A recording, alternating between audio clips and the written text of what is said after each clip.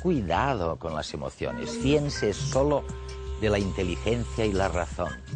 Bueno, este ha sido el discurso de los últimos 2000 años. Y ahora viene la ciencia y dice, no es verdad, sin emociones no se puede ni vivir ni decidir. En redes, en unos instantes, verán por qué.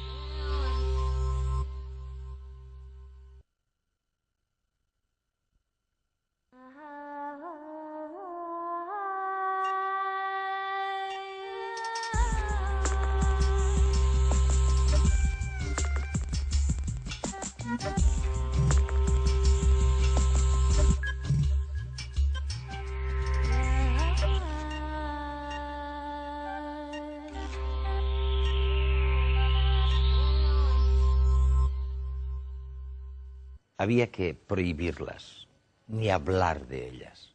Lo importante era la lógica y la razón. Las imágenes de la felicidad, de las emociones, lo distorsionaban todo. Y ahora resulta que la ciencia nos dice exactamente lo contrario. Sin emociones no se puede sobrevivir. Las emociones están al comienzo y al final de cada proyecto. Es muy malo dejarse controlar por las emociones, pero es peor no tener emociones. ¿Es posible enfrentarse con tranquilidad a una bestia que está a punto de atacarnos? A menos que uno sea domador profesional, sentir miedo es inevitable y necesario.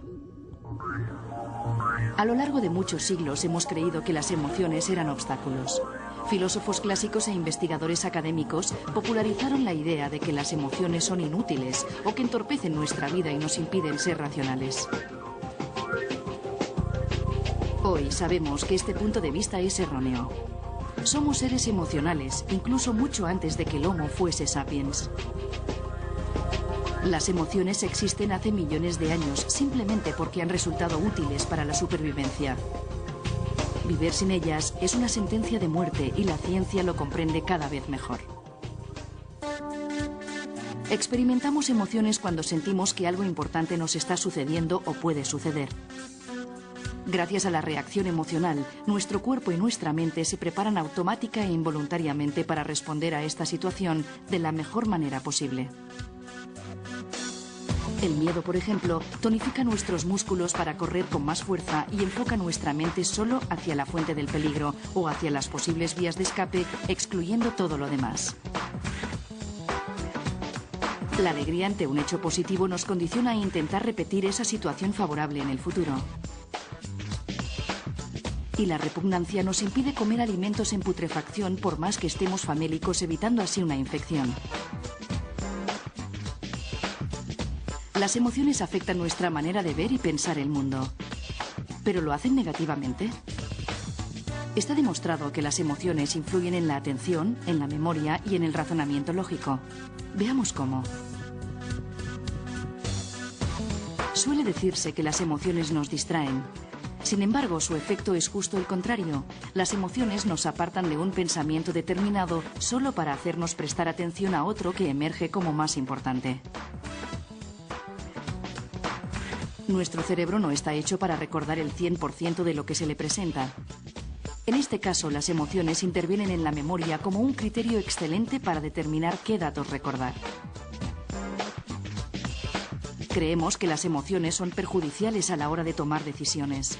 Sin embargo, algunas decisiones podrían tornarse en disquisiciones eternas. En estos casos, resulta más eficaz que intervengan las emociones para poder ser expeditivos.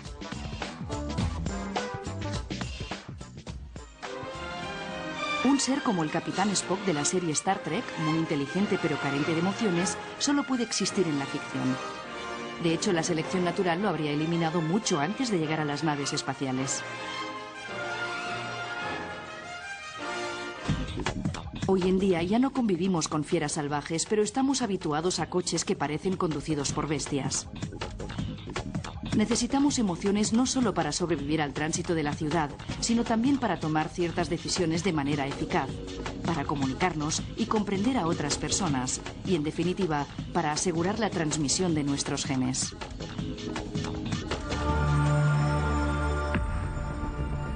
Después de 30 años investigando la universalidad de las emociones básicas, Paul Ekman es una de las personas que más sabe del mundo acerca de cómo expresamos nuestros sentimientos. En redes viajamos hasta San Francisco en busca de sus hallazgos, que hoy en día se emplean en campos como la detección de mentiras o las películas de animación.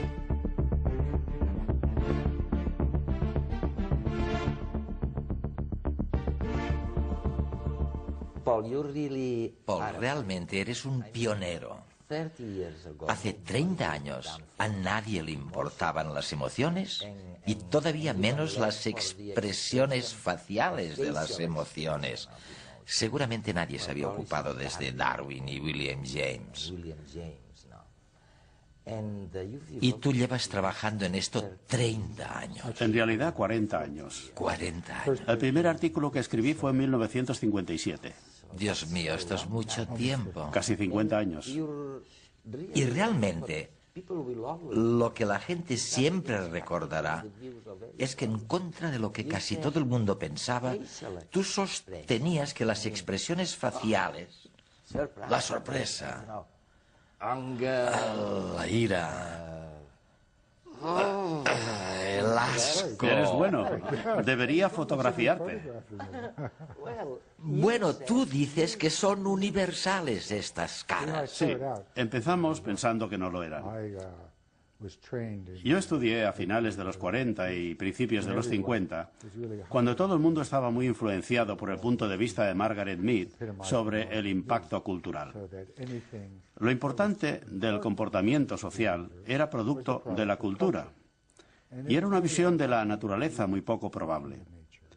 Éramos como una tabula rasa, e incluso se creía que había culturas que no tenían ninguna emoción. Las expresiones no existían porque eran un invento cultural, y yo también creía en esto. Y no acababa de creérmelo. Pero como me había educado en este sistema, pensaba que tenía que ser lo correcto.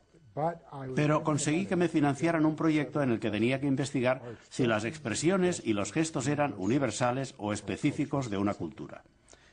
Yo empecé pensando que demostraría lo que decía Margaret Mead, pero lo que encontré era justo lo contrario. De manera que soy un científico cuyos descubrimientos han cambiado mi forma de pensar.